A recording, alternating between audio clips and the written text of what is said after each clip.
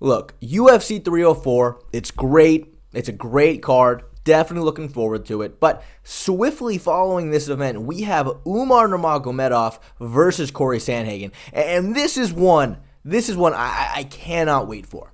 Because you got Umar, he's related to Khabib Nurmagomedov. They have the same last name. They come from the exact same family. They're both cousins. They've trained together their entire lives. Umar is undefeated, but the difference between them, I would say, the big difference is, Khabib during his reign had definitely a lot of stylistically very favorable matchups, right? Whereas Umar, on the other hand, is in an absolutely shark-infested pool that is the bantamweight division. I mean, that division is absolutely stacked. You've got insanely high-level strikers, really high-level grapplers. Everybody there is super, super well-rounded. So this is interesting. How is he going to fare against these top guys? And we are going to get an answer to that question when he fights Cory Sandhagen. Now, I genuinely believe Umar, he is definitely a championship-level fighter. I mean, there's no question. His skill set, his style, it's super tricky, very, very difficult to deal with because on the outside, this guy's kicks are legitimately, I want to say, the best in the UFC. And I'm just being honest. The dexterity, the speed, I have not seen anything like it. The way he uses his front kick as a jab, it's so fast. The way he can move his leg, the flexibility, how fast it is just, it's so insanely difficult to deal with. And then you have his lead leg high kicks. You have no idea if he's kicking you to the body or the head. It's so fast. It's so hard to read. And his lead leg question mark kicks. Now, Luke Rockhold, everybody talks about how good his question mark kick is. But off the lead leg, even he needs to take a step forward to do it correctly. But not Umar. Umar will be in a completely stationary stance. He will lift his knee up acting like he's teeping and then flick it into a question mark kick, and it's so high level. So on the outside, he is an absolute nightmare to deal with. So, you would assume the game plan's simple. Okay, well, I just got to get close enough to him that he can't kick, get into boxing range, because boxing is definitely Umar's weakest aspect of his game for sure. Offensively and defensively, he's not the best there.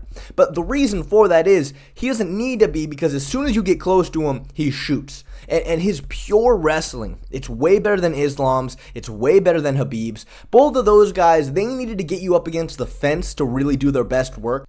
But out in the open, they struggled to get takedowns. You take the Ali Quinta fight for Khabib. Even against Conor McGregor, Khabib really struggled taking him down out in the open. And then for Islam, when he fought Dustin, up against the fence, the takedowns came really easy. But out in the open, just picking up those single legs, Dustin was able to defend. And you look at Umar's last fight against Al-Makhan. Now, Al-Makhan, he's a really good striker. And he timed Umar. As soon as he lifted his lead leg, he stepped in with an overhand, cracked him, dropped him, and Umar immediately grabs the single leg. Now, the first thing he tries to do is hike the single leg up and go for a trip. Al-Makhan defends it beautifully, so immediately then he starts pushing Al-Makhan back. And as soon as he feels his weight going back into him, he just cuts the angle, turns him over the side, ends up on top, and it's just really high-level chain wrestling. You're not just defending a single shot. You're defending a sequence of takedowns. And mix that in with how difficult he is to fight on the outside, and, you've got a serious problem. But with that all being said,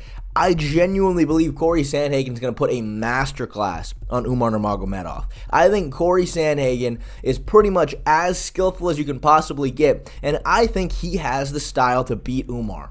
And the main thing for me, the main thing about Cory's game that makes me say that is the fact that, one, he's got amazing cardio, first of all. He can go all 5 rounds, not a problem. You mix that in with how good his movement is. He's constantly feinting, constantly shifting side to side, and despite being so tall and so lanky, he wants to stay in your face. He wants to stay in boxing range. And of course, that is going to be the biggest key to beating Umar. You do not want to stand on the outside with him. His kicks, they're too devastating. But Cory is going to be right in his face, right in boxing range, and he's constantly peppering you with shots. And now Umar, as I said, that's his big weakness, is boxing and boxing defense. Because of his style, he's never really needed to develop really good boxing because, like I said, he's so good on the outside, and he'll just shoot on you when you get close. So why does he need to be really good with his hands? He's not bad. He can certainly catch you, but it's just not the best aspect of his game. And you see, when guys do move in with punches, he always leans back. He leans his head way back. That's the perfect opportunity to finish your combination with a leg kick. And Cory is so good at doing that. He comes in with a flurry, rips a body shot, and then a leg kick right at the end. And it's sequences like that I really think will start picking Umar apart. But of course, then the next big question is, well, how is Cory going to deal with the wrestling? Well, the thing that I love about Cory Sandhagen so much, and it's going to be a massive difference between him and all of Umar's past opponents, is the fact that Cory, he doesn't seem to be super physically strong in a lot of grappling exchanges. I've seen multiple moments where he gets picked up with the high crotch and kind of flipped, which makes sense. You just look at his build, and he's not going to be a strong, bulky grappler. But the thing about Cory, he on the ground never stops moving. Ever. And I think that's the second huge thing with this matchup. It is typically when Umar gets a takedown, guys, they kind of get stuck. Because Umar, just to be honest, is facing lower level competition. Guys get stuck underneath him, they grab full guard. Because of how dangerous Umar is, they just kind of ride the round out. And a lot of times they don't even try to get back up because they're going to spend so much energy just for them to, frankly, not be able to have any success with it because they're so outmatched in that area. But Cory Sandhagen, as soon as he hits the ground, he is constantly moving. Whether that's pushing your head away, getting to his knees and getting back up, or grabbing an underhook, or Granby rolling, or throwing up reverse triangles, or hooking your leg and throwing hammer fists off his back. It's going to be a serious problem for Umar. And Cory, he's super well-rounded. He has good takedowns himself. And his submission game, I think, is super underrated. There was a moment when he fought TJ Dillishaw in the first round. Now, everybody thought that TJ won this first round. He was on top for a lot of it. He landed some decent ground and pound. But one thing that gets overlooked is Cory ripped an inside heel hook on TJ. Just absolutely ripped it. And as soon as he does, you see TJ fall to his back and briefly grab his knee. And then as soon as he gets to the corner, he tells him, hey, ice my knee, ice my knee. See, they kind of ended up in a game of chicken here because you got Cory cranking on the knee, but TJ was landing good shots from on top. So they both kind of let go. But, if Cory had really hung on to this, it would have been detrimental to every single ligament in his knee. It probably was. He fucked his knee up bad. No question. And there's no question TJ ended up in the much worse spot here. And Cory probably should have gotten the round, but I don't expect the judges to have any understanding of what that was. So, And it's areas like that where I think Umar is going to struggle with Cory. On the feet, Cory's going to be constantly moving side to side, right in his face, lighting him up with combinations. And if he gets Cory down, there's not going to be a moment where Umar is safe. Cory never stops moving, like I said. He's going to be constantly turtling, constantly grabbing underhooks, hiking to his knees, Granby rolling, looking for submissions, grabbing inverted triangles, regular triangles, heel hooks, leg locks. And, I think that is where Umar is going to struggle. There's never going to be a moment where he can just rest on top.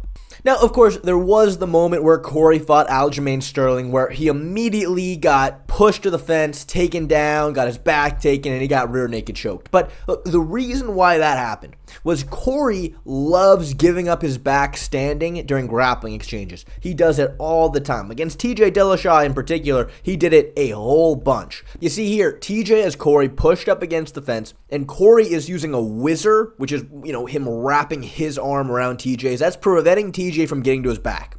But Cory willingly lets go of that whizzer so TJ can circle to his back, and then from there he fights the hands. It's a position he's very comfortable in.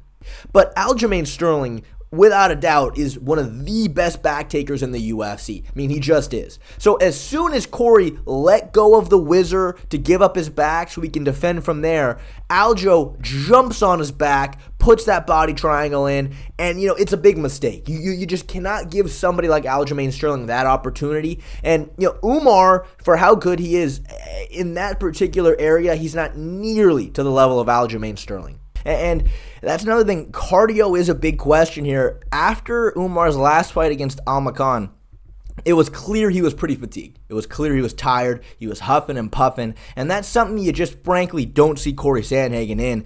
His cardio is ridiculous. So, look, I think Umar, he poses some very, very serious challenges to a lot of guys, but Cory Sandhagen's going to be too much for him. I genuinely think that. It's impossible to tell for sure just because, like I said, Umar is having a massive jump up in competition here. Massive jump up. But I think the UFC is getting so ungodly well-rounded that I just don't think Umar is going to be able to win this fight. I really don't. I think we're going to see a masterclass from Cory Sandhagen.